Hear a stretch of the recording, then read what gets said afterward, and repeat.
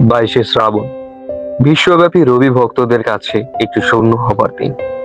রবীন্দ্র কাব্য সাহিত্যের বিশাল একটি অংশ যে পরমার্থের সন্ধান করেছিলেন, সেই পরমার্থের সঙ্গে তিনি লীন হয়েছিলেন এই দিনে। 25শে বৈশাখ আর 22শে শ্রাবণ বাঙালির বাংলা ক্যালেন্ডারের দুটো মুখস্থ করার দিন। একটি দিন জন্মের আর একটি দিন মৃত্যু, আর এই দুটো দিন মানেই রবীন্দ্রনাথ। আজ 22শে শ্রাবণ বিশ্বকবি রবীন্দ্রনাথ ঠাকুরের প্রয়াণ দিবস।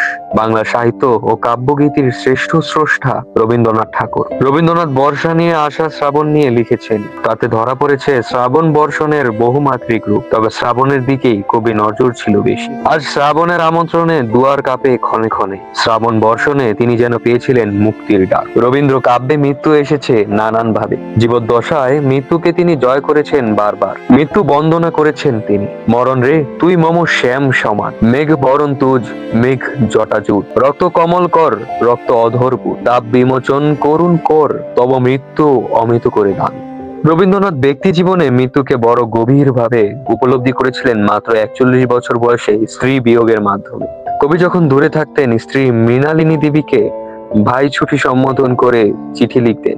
কবির সেই ছুটি যখন সংসার জীবন থেকে সত্যি একদিন ছুটি নিয়ে গেলেন, তখন তার বয়স ছিল মাত্র 29। কিশোর বয়সে বন্ধু প্রমিত বৌদি কাদম্বরী দেবীর অকাল মৃত্যু এবং আরো পরে তার স্ত্রীর মৃত্যু আর একে একে প্রিয়জনদের মৃত্যু, নীরব সাক্ষী আর মৃত্যু শোক রবীন্দ্রনাথের এক অনন্য অভিজ্ঞতা লাভের সহায়ক ছিলেন। কবি জীবন স্মৃতিতে মৃত্যু শোক পর্যায়ে অকপটে লেখেন, জগৎকে সম্পূর্ণ করিয়া ও সুন্দর করিয়া দেখিবার জন্য যে দূরত্ব প্রয়োজন, মৃত্যু সেই দূরত্ব ঘটাইয়া দিয়াছিল। তবে আমি নির্লিপ্ত হইয়া দাঁড়াইয়া মননের বৃহৎ পটভূমিকার উপর সংসারের ছবিটি দেখিলাম আর জানিলাম তাহা বড্ড মনোহর। জীবনের শেষ নববর্ষে রবীন্দ্রনাথ ছিলেন তার সাধের শান্তিনিকেতনে। সেদিন তার কলমে রচিত হয়েছিল সভ্যতার সংকট নামের অমূল্য লেখাটি। আর তারও কদিন পর 1941 সালের ওই 13ই মে লিখে রাখলেন, রোগশয্যায় শুয়েই আমার জন্মদিন মাঝে আমি হারা। শান্তিনিকেতন রবীন্দ্রনাথের শেষ দিনগুলোতেও কখনো তিনি শয্যাশায়ী, কখনো মন্দের ভালো।